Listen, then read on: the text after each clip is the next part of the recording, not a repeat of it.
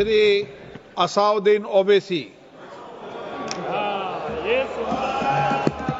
बहुत बहुत शुक्रिया सर। स्पीकर सर, मैं ये वक्फ तरमीमी बिल की मुखालिफत में खड़ा हुआ हूं। किसी एक शायर ने बड़ा अच्छा कहा था, जब भी ज़मीर और ज़र्फ का सौदा हो दोस्तों, जब भी ज़मीर और ज़र्फ का सौदा हो दोस्तों, कायम रहो हुसैन के इनकार की तरह। सर, ये वक्फ तरमीमी बिल भारत के गयूर मुसलमानों के ईमान पर, इबादत पर एक हमला है।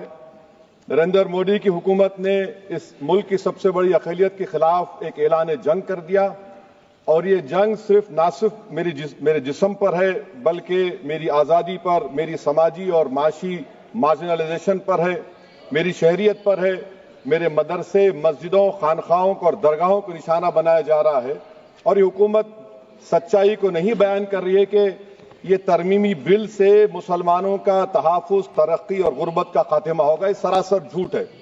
सर, अगर आप आइन के आर्टिकल 14 को देखेंगे तो उसमें लिखा हुआ है इक्वल प्रोटेक्शन।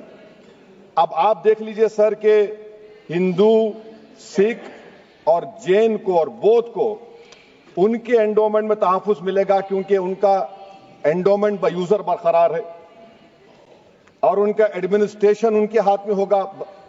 कि गैर हिंदू या गैर उनके मजहब का आदमी दान भी दे सकता है उनके लिए, और एंडोमेंट बोर्ड का तहफ़्फ़ुज़ भी मिलेगा, क्योंकि उसके ऊपर ओवरराइडिंग क्लॉज अप्लाई नहीं होगा, लिमिटेशन का कानून उस पर अप्लाई नहीं होगा। उसके बरक्स ऑपोजिट आप देख लीजिए, मुस्लिम वक्फ को वक्फ बयूजर निकाल दिया गया।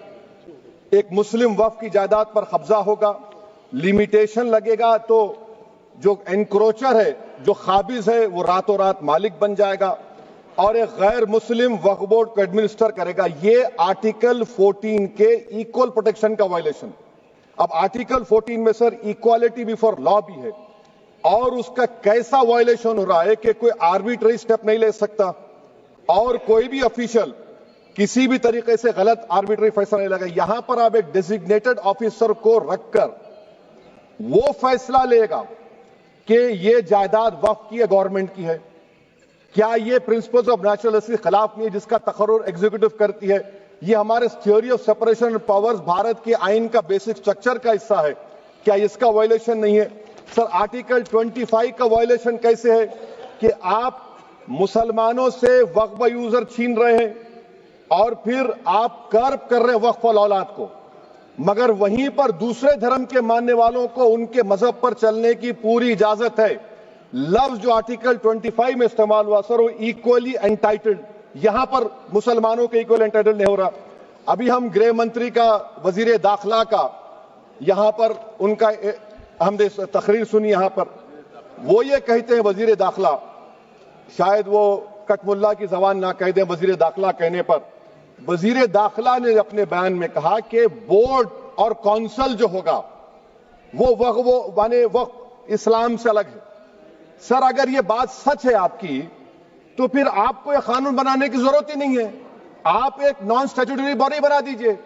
ये जो कानून बन रहा है ना सर, ये आर्टिकल 26 इसका सोर्स है, और आर्टिकल 26 जब इसका सोर्स है तो आर्टिकल 26 का ABCD क्या कहता है कि रिलीजियस डिनोमिनेशन को अपने मजहब के अफेयर्स खुद चलाना, मूवेबल इमूवेबल प्रॉपर्टी को लेना और एडमिनिस्टर करना।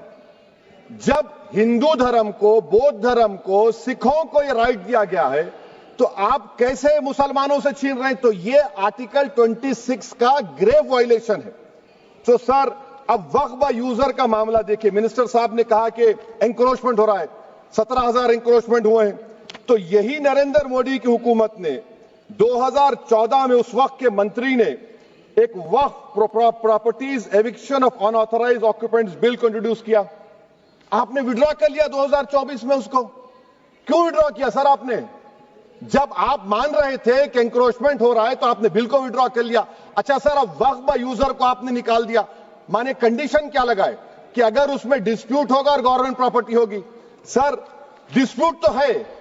मिसाल के तौर पर मोहिबुल्लाह साहब जिस मस्जिद के इमाम है, पार्लियामेंट के सामने मस्जिद है सर, 123 प्रॉपर्टीज में मस्जिद है, डिस्प्यूट चल रहा है। कल कलेक्टर या डिस्ट्रिक्ट ऑफिसर बोलेगा कि भाई साहब ये गवर्नमेंट प्रॉपर्टी है, स्टिकर लगा दिया जाएगा, मस्जिद बंद गवर्नमेंट प्रॉपर्टी हो गई, होगी ना सर।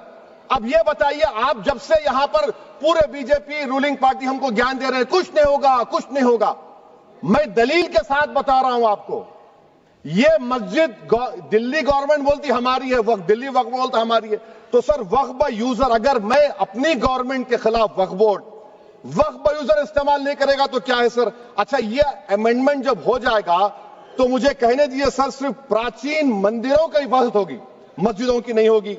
अब सर आप आ जाइए, अगर डिस्प्यूट मेरा एंशिएंट मॉन्यूमेंट से वक्फ का, एक मिसाल दे रहा हूं, दिल्ली में 172 वक्फ प्रॉपर्टीज एएसआई कंट्रोल में है, मैं तो हार ही गया वो, क्योंकि मेरे पास डॉक्यूमेंट नहीं है। आप कह रहे हैं कि डॉक्यूमेंट चढ़ाओ, अगर मेरा गवर्नमेंट से डिस्प्यूट चल रहा है मैं तो क्लेम ही नहीं कर सकता, क्योंकि आप जज बनेंगे, आप ही फैसला करेंगे, और जब तक आप फैसला नहीं करते वो वक्फ की प्रॉपर्टी नहीं होगी, वो प्रोविजन डाल दिया आपने। अच्छा, अगर मेरा डिस्प्यूट एनक्रोचर से होगा सर, तो एनक्रोचर में तो आपने तो 107 को डिलीट कर दिया, आप रातों रात खाबिज को, एनक्रोचर को मालिक बना रहे हैं। सर मैं ये पूछना चाहता हूं आपके जरिए हुकूमत से, एक मुंबई में एक बहुत बड़े दौलतमंद है, खोजा बरादरी का यतीम खाना था, उन्होंने 2004 या 5 में 22 करोड़ में खरीद लिया। वो केस सुप्रीम कोर्ट में कि आप उनको मालिक बनाना चाहती है लिमिटेशन एक्ट अप्लाई करके, हमको बताइए, हम जानना चाह रहे हैं। और सच्चर कमेटी ने सर 2007 में कहा कि दिल्ली के 123 प्रॉपर्टीज की मार्केट वैल्यू 6000 करोड़ की। आज हम 2025 में आ गए, क्यों आप उन प्रॉपर्टीज के खिलाफ पड़े हुए? 1976 में उस वक्त के वजीर आजम इंदिरा गांधी लेटर लिखा, इसको आप दे दीजिए, मगर आप उसको मानने को तैयार नहीं है। तो सर और एक जो झूठ फैलाया जा रहा है, management empowerment efficient development, sir this bill takes any management from the hands of Muslims, disempowers the Waqf in comparison to any other stakeholder, takes away the efficiency of administration and hampers development. Waqf disempowerment in the name of efficiency, inefficiency is being created. The progress of development from pre-independence till today is sought to be destroyed. Sir अभी हमारे home minister साहब ने फजल पुकाया case का जिक्र किया। Sir मैं आपसे गुजारिश करूंगा कि होम मिनिस्टर जरा अच्छे लोगों को रखकर इंफॉर्मेशन ले, फजल पुकाया का ऑबिटर क्या है? इट इज ऑबिटर, वो रेशियो डिसेंडेंट नहीं है जो आपने कहा है। अच्छा सर, शेड्यूल ट्राइब के बारे में कहा, क्या शेड्यूल ट्राइब में मुसलमान नहीं होते? शेड्यूल कास्ट में नहीं होता मुसलमान, शेड्यूल ट्राइब में मुसलमान होता। तो क्या आर्टिकल 25 मेरा चला गया, आर्टिकल 26 चला गया, आर्टिकल 14 चला गया, 15 चला गया, 29 चला गया? लक्षद्वीप का एक मुसलमान एमपी है, क्या उसको राइट नहीं है क्योंकि ट्राइबल है? क्या कह रहे हैं आप? इस ऐवान को क्यों गुमराह कर रहे हैं आप शेड्यूल ट्राइब के नाम पर? सर और एक चीज जो आपको बता रहा हूं सर, अब आप जब आर्टिकल 26 से मेरा सोर्स है, तो आप सेंट्रल वक्फ काउंसिल में 22 में से 11 आप नॉन मुस्लिम को बना सकते हैं, रिलीजन न्यूट्रल आपने कह दिया, और आप बनाएंगे, क्यों बनाएंगे आप? स्टेट वक्फ बोर्ड में 7 नॉन मुस्लिम होंगे और 4 मुसलमान, क्यों होंगे? क्योंकि आप लॉ में 95 में डायरेक्ट मैनेजमेंट में ले सकते हैं 5 साल के लिए। आप वक्फ बाय यूजर को आप कलेक्टर डिस्ट्रिक्ट ऑफिसर बोलेगा ये वक्फ की प्रॉपर्टी नहीं है, तो वो वक्फ बोर्ड खामोश बैठ जाएगा, कुछ एक्शन ही नहीं लेगा, क्योंकि वो आपके प्यादे हैं।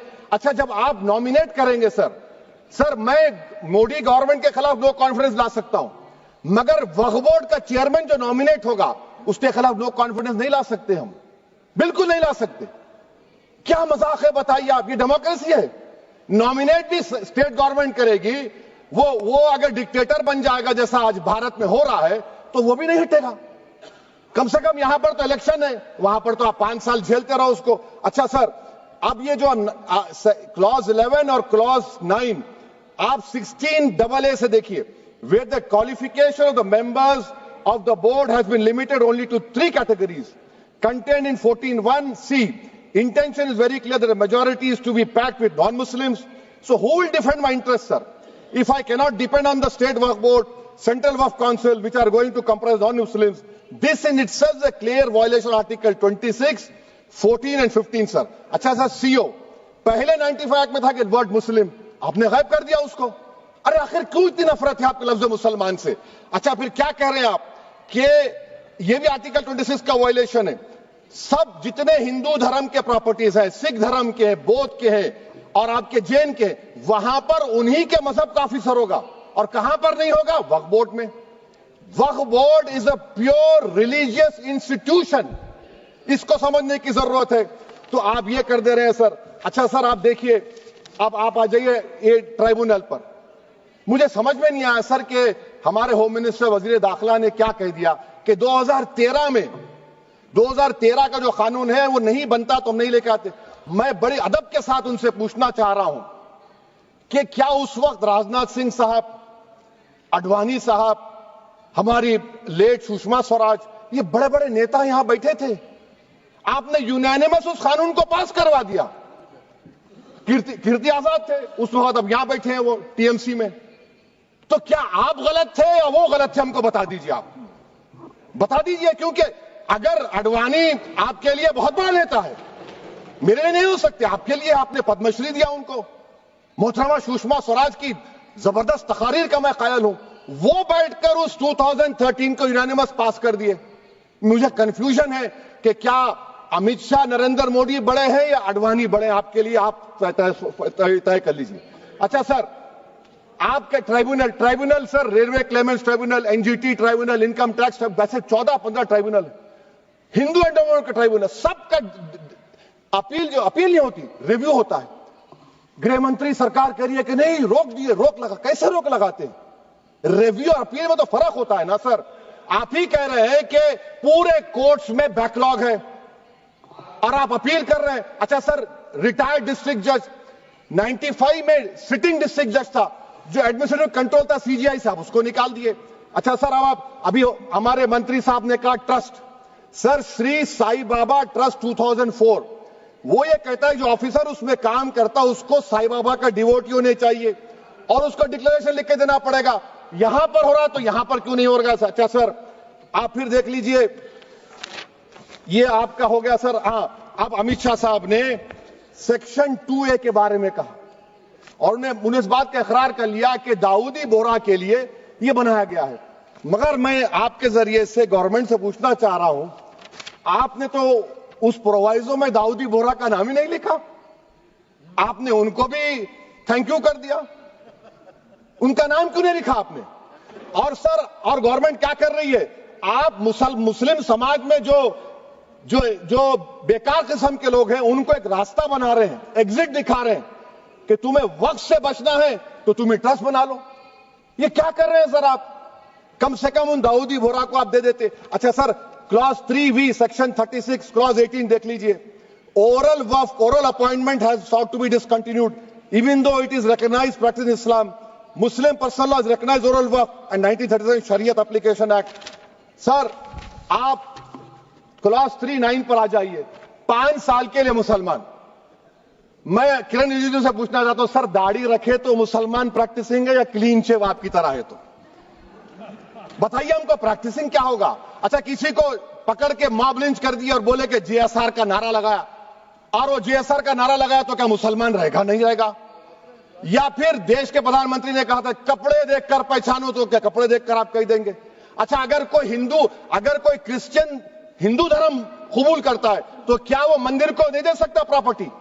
फिर भारत के संविधान में आर्टिकल 300 क्यों है सर? राइट टू इक्वालिटी क्यों है? फ्रीडम ऑफ रिलीजन क्यों है?